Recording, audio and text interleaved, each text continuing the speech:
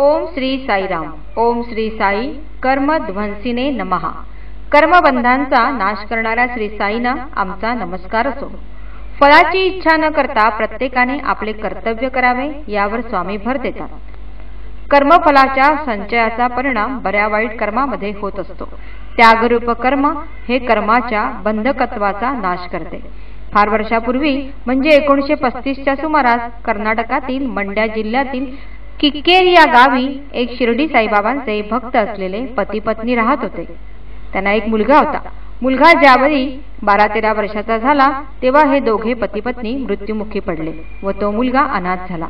कुणीही देखभाल करणारे नसल्यामुळे त्याने घरदार सोडले व तो साधू बैराग्यांच्या टोळीत सामील झाला. अनेक तीर्थक्षेत्रांना त्याने भेटी दिल्या. असेच फिरता फिरता सन 1953 मध्ये तो पुट्टपर्तीमध्ये येऊन पोहोचला. जेव्हा त्याने प्रशांती निलयमच्या प्रवेशद्वाराच्या कमानीवर भगवान श्री सत्यसाई बाबा प्रशांती निलयम अशी तेलुगू अक्षरे असणारी पाटी वाचली तेव्हा तो त्यातील भगवान या नावाने आकर्षित झाला व या भगवानांच्या शक्तीची परीक्षा घ्यावी असे त्याच्या मनात आले. कारण तो स्वतः त्यांच्याबरोबर साधूंच्या तांत्रिक विद्येशी येवाना परिचित झाला होता. या साधूंबरोबर राहण्यामुळे आध्यात्मिक शक्ती वाढण्याऐवजी त्यांच्याकडून अनेक व्यसने मात्र त्याला लागली होती. या तरुणाचे नाव श्री बी हलगप्पा. यावेळी हलगप्पाने सर्वप्रथम स्वामींचे दर्शन घेतले. मध्ये काही काळ गेला व हलगप्पा फिरत फिरत ऋषिकेश येथील स्वामी शिवानंदांच्या आश्रमात जाऊन पोहोचले. तिथेच त्यांनी स्वामी श्रद्धानंदांची भेट घेतली. अनेक दिवस ते आश्रमात राहिले, जेथे त्यांना सत्यसाईबाबांबद्दल त्यांच्या ऋषिकेशच्या भेटीबद्दल ऐकण्यास मिळाले. त्याचवेळी स्वामी श्रद्धानंद त्यांना म्हणाले, तुझा भविष्यकाळ सुखकर हा केवळ भगवान श्री सत्यसाईबाबांच्या आशीर्वादानेच होऊ शकतो. स्वामी श्रद्धानंद समाधी घेईपर्यंत हलगप्पा ऋषिकेशला राहिले. त्यानंतर मात्र ते पुन्हा दक्षिणेकडे परतले व पुट्टपर्तीला गेले. पुन्हा एकदा स्वामींचे दर्शन घेतले, परंतु स्वामींनी त्यांच्याकडे दुर्लक्ष केले असे हलगप्पांना वाटले. हा अनुभव नवीनच होता, कारण इतर साधू संन्यासी आपल्या भोवती जमणाऱ्यांना आकर्षित करून घेत असतात हे त्यांना अनुभवाने माहीत होते. याच काळात आपल्याला नशा पुरवण्यासाठी जी सवय या साधूंपासून लागली होती त्यामुळे हलगप्पा चोरी करू लागले. काही दिवसांनी हलगप्पा बंगलोर येथे असताना त्यांना समजले की स्वामी व्हाईटफील्ड येथे आहेत, म्हणून ताबडतोब ते तिकडे गेले. यावेळी मात्र स्वामींनी त्यांना निराश केले नाही. त्यांना दर्शन तर दिलेच, परंतु संभाषणही केले. स्वामी म्हणाले, असा ध्येयशून्य परिस्थितीत फिरण्याऐवजी एखादी नोकरी करायला लाग. स्वामींची आज्ञा मानून हलगप्पा परतले व पांडवपुरा येथील साखर कारखान्यात त्यांना मजुराची नोकरी मिळाली. मैसूर येथील एका भक्ताकडे चालणाऱ्या भजनात ते भाग घेऊ लागले आणि अचानक त्यांची नोकरी गेली. पुट्टपर्तीला जाण्याची उत्कट इच्छा जागृत झाल्याने ते घरून निघाले. जेव्हा पेनुकोंडा रेल्वे फाटकाजवळ पोहोचले तेव्हा त्यांना समोरच उभ्या असलेल्या मोटारीतील स्वामींनी हाक मारून जवळ बोलाविले. हलगप्पा अत्यानंदाने गाडीजवळ पोहोचले. स्वामींनी विचारले, कुठे निघालात? हलगप्पा म्हणाले, स्वामी माझी नोकरी केली, मी तुमच्या दर्शनासाठी आलो होतो. स्वामी म्हणाले, घरी परत जा, तुझी नोकरी कायम झाली आहे आणि हे घे म्हणून 20 रुपये हलगप्पाच्या हातावर ठेवले. हलगप्पांचा आनंद गगनात मावेना.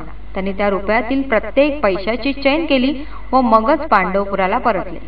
घरी आल्यावर त्यांना समजले की आपली नोकरी कायम झाली आहे. 2 रुपये रोज या पगारावर त्या काळी हा पगार अगदीच कमी नव्हता, परंतु हलगप्पांच्या गरजा व व्यसने त्याहूनही मोठी होती. तशातच त्यांना मधून मधून पुट्टपर्तीला जाण्याची इच्छा होईल. यामुळे पैसे पुरत नसत. मग काय करणार? पुट्टपर्तीला गेल्यावर गर्दीचा फायदा घेत तिथेच चोरी करणे त्यांनी सुरू केले. एकदा असेच स्वामींच्या दर्शनासाठी गेले असता हलगप्पांचा मुक्काम लांबला. पैसे संपले.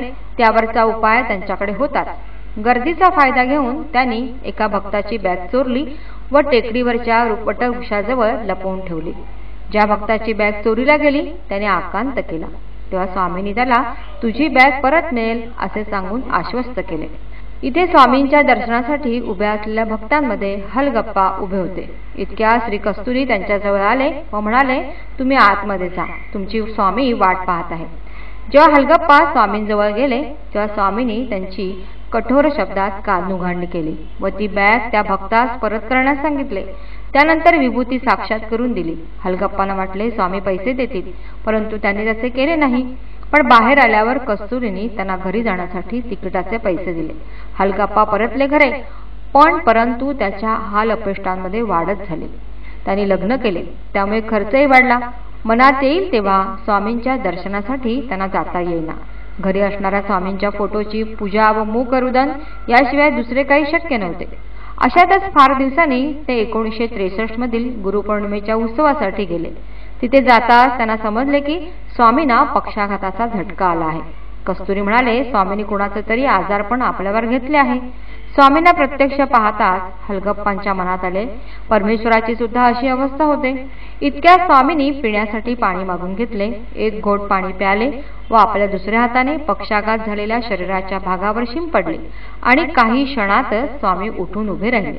इतकेच नव्हे तर त्यांनी प्रवचनही सुरू केले, ज्यामध्ये आपल्या आजाराचे कारण, पूर्व अवतार, सध्याचा अवतार व पुनरवतार याविषयी सविस्तरपणे सांगितले.